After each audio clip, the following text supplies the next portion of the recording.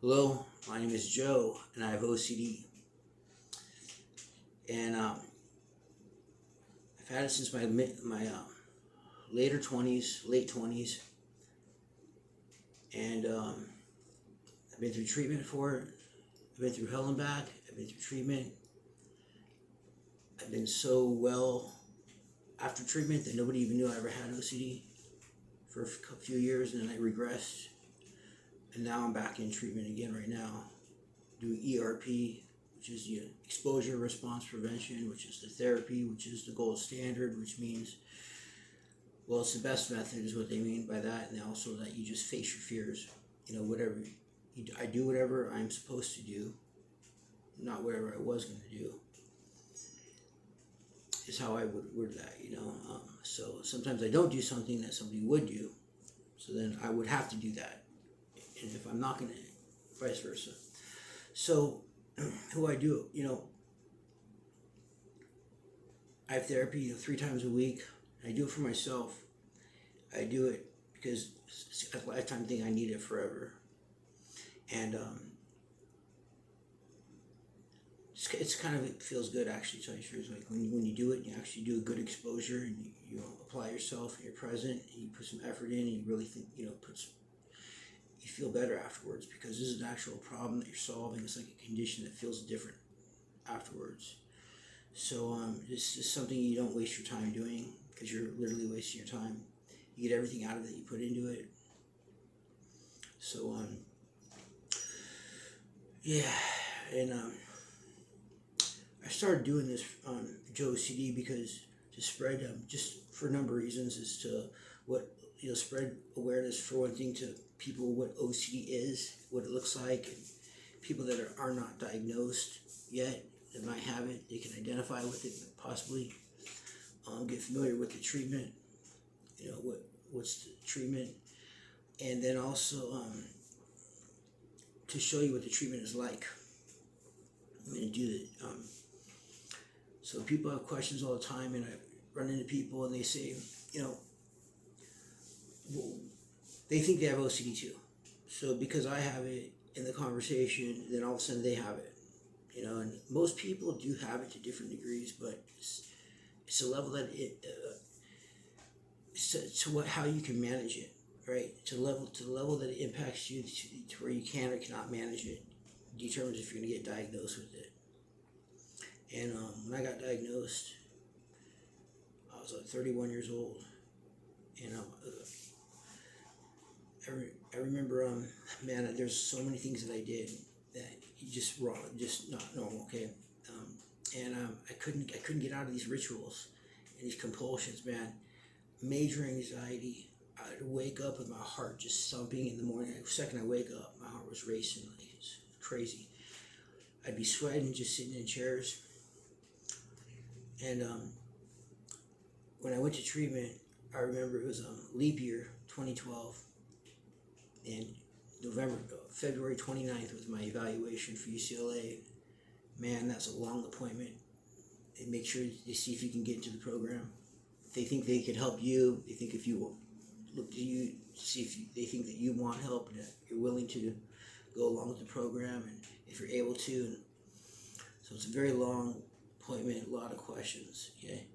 And I guess I passed that with flying colors, because when I got, they only take the worst people. So like the sickest of the sickest, you gotta be very severe to get in, and they have these requirements, like you have to be on disability, you can't even go there if you're not. It's 5 days a week, 4 hours a day, from 9 a.m. to 1 p.m., Monday through Friday. 6 weeks minimum was the program time. And I was there for about 3.5 months. I kept extending it with my insurance because I kept getting better. What happened is, I was the worst person in there when I got there. So they have this test that you do, before you get in there. And I had the worst score out of anybody that was in the program at the time. So I'm walking into the worst of the worst, room, and I have the worst score. So, and I walk into this room, man, and I remember seeing people sitting in chairs with their hands in the air like this. They couldn't, this guy, my friend, I still know him, man, but, he couldn't put his hands down. because there was HIV and germs and viruses on everything. So he couldn't sit normal. He just had to sit with his hands in the air. Wouldn't touch anything. You just name it. There were so many different things I saw in there. And then there was me. And I had such a long road to go, but I put the work in. And the ironic thing is when I discharged, I had the best score. So I had the worst going in of the whole group. There's about 15 people. And at any given time, they keep putting people in, but they keep it a very small thing. It's very close, And then when I left, I had the best score. So I put the most work in than whatever you would call it, because I had the best score. So, and then like literally when I left there, nobody knew I had OCD for like at least 4 years solid. Anyhow, so that's that. So the problem that I'm solving is myself. I'm gonna have to stay close to this treatment for the rest of my life. And when I get away from it and I regress or anything, that's when the compulsions kick in. And the compulsions will kick your ass. They dominate, like you can't not overpower a compulsion. And there's no self-will. 99% of the time, there's nothing that you can do. It's just it's emotion that you follow through with, and rituals and all sorts of stuff. And man, I used to do some crazy stuff, man. And like yeah. So the problem I'm solving is basically I'm getting close to ERP to where I can have it secondhand photographic memory. The more you do it, the better you get. Life impacts you less.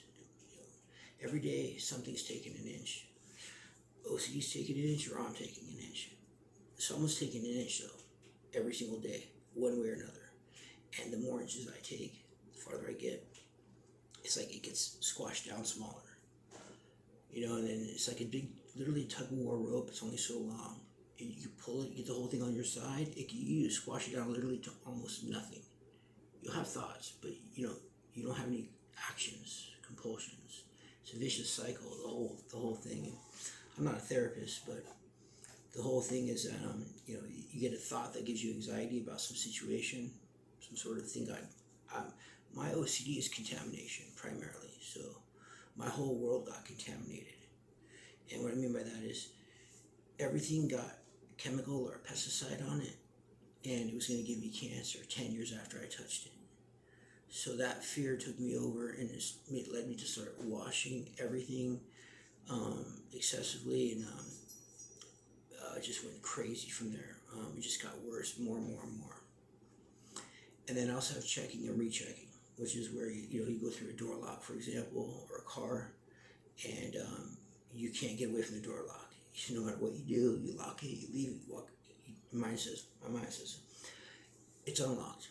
Go back, check it, get back by my car. It says my mind says it's unlocked. Gotta walk back to my house 25 times in the morning just to get away from the house. And I get on the freeway. This happened for Israel. I get on the freeway, go down 1 or 2 exits, and I get the thought again, maybe I didn't touch it this way or a certain way, right? I'd have to get off the freeway, go back to my house, check the doorknob again. And I'd be wrenching on it, like checking like that every single time I went up to it. Get on the freeway, get a couple exits down more, have to come back. I remember getting off the freeway 5, 6, 7 times in each day in the morning just to go back and check the doorknob, because I was afraid that the janitor for the property was going to come that day and go inside my place and spread pesticides inside my place, because they have pesticides all over his body. And it's going to contaminate where I lived, and I was going to get cancer, and it's going to go nuts from this contamination. That was the thought, and it took me over, and I couldn't get rid of that thought. So I didn't touch a plant or a tree for 2 years before treatment. I remember that. Everything had a pesticide on it. Floral. I used to hate walking in the grocery stores. They had the floral, all the flowers in the front, and they used to pack them like you'd walk in and. I'd have to walk in. I remember walking where I'd keep my hands like right here inside from my chest in. I'd keep my hands in front of me and like this, so that I know that they weren't touching anything on the side of me, because my rib cage is right here. I couldn't walk with my hands on the side, because if it was going to hit a flower or a plant, I was going to get a pesticide on me. And then that whole thing went to hell from there, because I would go into the bathroom. I knew every single place that had a public bathroom in the town, or towns for that. I mean, yeah, towns. And I knew which ones had paper towels, which ones didn't, how the sink was like, if they had soap. Like I knew exactly where to go to what bathrooms. And then I also went shopping according to that, so that I knew where to go to. So after, it was hell in the beginning, because you don't have this figured out. But once I got it figured out where to go, it was easier from that angle. But I'd be like shopping, somebody would walk by my shopping cart, and the wrong person, and they would contaminate my cart. And then I have to abandon that cart. Like, I just leave it in the store right there. I'd go get another cart, and I have to go regather all the items up and hope that they don't get contaminated. I remember it happened more than once, even time. There's times it happened more than once. And what happened is, like, so, man, I ruined the store. So, like, I'd go to the store, and I'd go through. I wouldn't get the front item, because that was dirty or contaminated or whatever, got dust on it. So I'd go to the back. And by the time I've got my first round of stuff, I've already shattered that product, right? It's like already messed up or whatever, out of order, kind of. I would try not to be an asshole, but like still though, sometimes I just like, it'd be ruined, right? From like trying to find the right box, because I had to grab the perfect box that was not damaged or anything like that. And I always scrutinize every box. It took me a long time to just grab one thing off the shelf. I'd examine it like crazy. So then if I lost the cart because it got contaminated and I had to go regather everything and go back to the same product, I screwed myself, because now everything's out of order there or whatever. It's all messed up. Now I can't even find one that I want. So I remember hating that. I used to buy Dove soap bars, 60 of them. Like I'd buy Dove, swear to God, packages, 12, whatever it was, man. I'd buy like 60 bars a month. Every shower I took, used a full bar of soap. My showers were an hour and 15 minutes. This is all just before therapy, before treatment, before I was diagnosed. And a full bar of soap in every shower. I knew I had Ivory Dove soap, memorized. I knew exactly what type to get, what type not to get, which ones I liked. And I would stack them up in my bathroom. I'd get home from Target and I'd stack it. And I also bought Clorox wipes by the bundle, like 3 jumbo containers. And I'd go contaminating my car. I'd go decontaminate my car on the weekends. So if I'm driving down the freeway and there's weeds that are in the middle of the aisle on the freeway, my mind would tell me that if I stuck my hand out the window, the rest of my hand on the window right there while I'm driving, that my hand hit the weeds that were in the center I think, of the road or freeway, right? So then now I got pesticides on me, because I seen Caltrans spray pesticides on the freeway. So my mind tells me now I got the pesticide on me. I got to wash that off. But then I can't use my left hand, so I can't use it until it gets washed. So now I'm going in my house with one hand, trying to get my keys out of my pockets, get the doors open, get everything done with one hand. No matter where I was at. And I got contaminated when I was driving so many times, to where I was left to one hand so many times. Every time I gassed up my car, I lost a hand, because I'd opened my gas tank and that was on the floor. So as soon as I touched that lever, this right hand was contaminated. And my mind was so stuck on that. Like I couldn't use an object, like a stick in my hand, and open up the lever, because my OCD would tell me, oh, your hand's it was still contaminated. It didn't matter if I used a different object. It's weird. OCD doesn't make sense. It's not logical. So you can't figure it out from the outside. Okay, basically, I would tell people like what it says to me, what it tells me to do, right? And it's not a voice in my head like schizophrenia. It's not that. It's my own thoughts, but like, it's just they're invasive. Like they're like, everybody has thoughts that they don't like. Let's just say at times, you can imagine anything right now, right? So just imagine something you don't like, that you don't want to do right now. Imagine yourself doing that right now, right? So those thoughts would come in and tell me, oh, this is contaminated, or your hand, and I can't change that thought, man. It just won me over.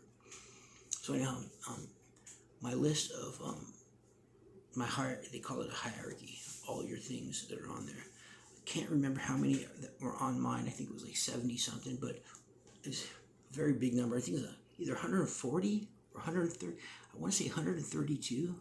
It wasn't 70. I think it's very big, but what happens is it's so long, right? Everything in the world bothered me one way or another, right? So 132 things, let's say. And when you start doing ERP on one of them, or two of them, and three of them, once you hit 4 or 5 of them, okay, what happens is like 5, 10, whatever it's gonna be, you don't have to do all of them. You don't have to do exposure response prevention, which is, you don't have to do an exposure is what they call it, for every single item on your hierarchy. Once you get some momentum and you get a few of them down, other ones get squashed out. They go away as well from doing the one that you did. So the goal is to get rid of your hierarchy, but I could never get rid of mine. There's always things on that hierarchy that I could never get. Like the people that were, I was pesticides and chemicals in UCLA, right? That's where I went to treatment at, intensive outpatient. And then the other people in the same program, they had there were germs and viruses for contamination, but germs and viruses like HIV and different diseases. And those don't bother me, because those things die when they leave the body outside the host organism. They die pretty quick, most of them. And it's hard to contract them. It doesn't work. It doesn't matter to me. Door handles, I don't care. I don't give a shit. It doesn't bother me. I don't have OCD like that. Okay?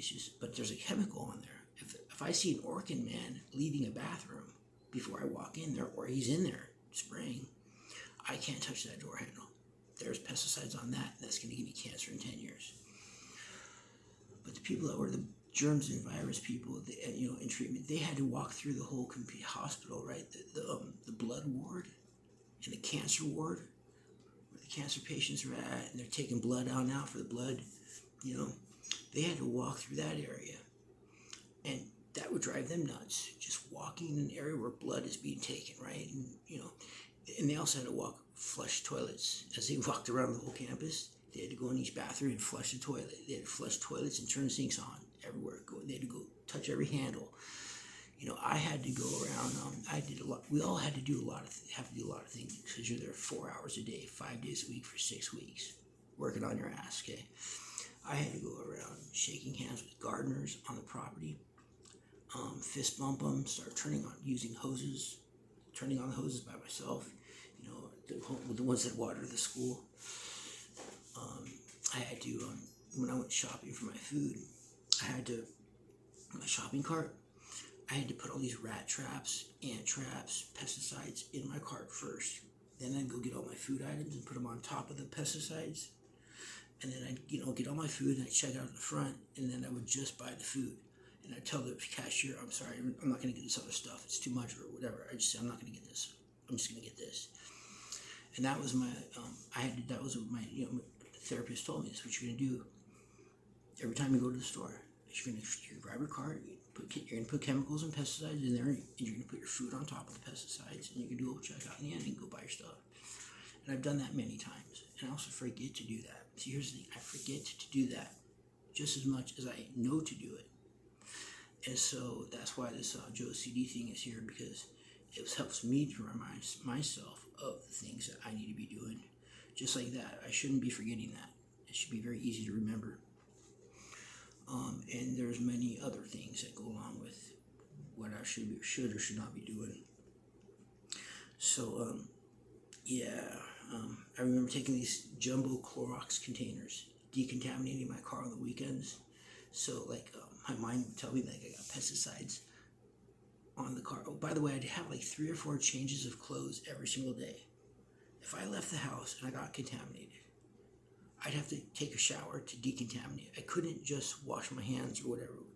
Every time I got contaminated anywhere on my body, it was a sensation that would feel everywhere. I could just feel it. And the only way I could not feel it is I'd have to take all my clothes off, put them in the dirty laundry, go take a shower, come on out, put other clothes on, and then go leave the house and hope I don't get contaminated.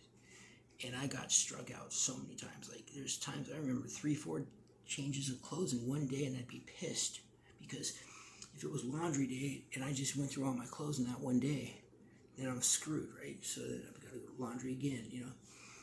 It was such a pain in the ass. And then when at the laundromat, oh my God, that was freaking gnarly because, man, the stuff that, okay, washing, I had to wash my hands. I had to wash my hands continually from the moment I packed my stuff up to getting in my car, where I put it in my car, where I loaded the machines, when I'm waiting in between cycles and machines and folding it. It drove me nuts, man. Fucking nuts. And then I'd wash my hands at the sink there. So check this out. So it was so hard on me. I'd be sweating. Just sweat just comes out of you from this anxiety when you're massively caught up in this. After treatment, I'd go to the laundry place and not wash my hands at all. Take my dirty clothes, put them in the washer, move them to the dryer when they're done, fold them, leave, and never wash my hands once at the laundromat. I mean, that was a 100% difference than before treatment. That's a good example of one of the things where, you know, from the treatment, what you can get. I remember they made me take a 6-minute shower at UCLA. So I had to go in the shower, and they said the water's going to turn off in 6 minutes. You gotta just and they said when I went home that day, I could not shower again. They said when I go home, I could not shower. Like, I had to come back the next day without taking a shower. So I get there at 9 a.m. to 1 p.m. Took my shower sometime during that, whatever it was. And 6 minutes, man. And I told them, I said, why even do it? My showers are an hour and 15 minutes. I use a full bar of soap. 6 minutes, I could barely wash my nose. You know, you like what? But they said, all right, you're gonna do it. And I said, fucking damn right, I'm gonna fucking do it. I don't even know what I'm gonna do or how I'm gonna do it, but I did whatever these people told me to do. See, the thing is my life was on the line. People don't understand that. I do understand that, but nobody even likes hearing that. They don't get it. But before I went, all the things I was up against, you know, on the outside life, right? It had me. A janitor was taking pictures of me in a bathroom at my last employer before I went on disability.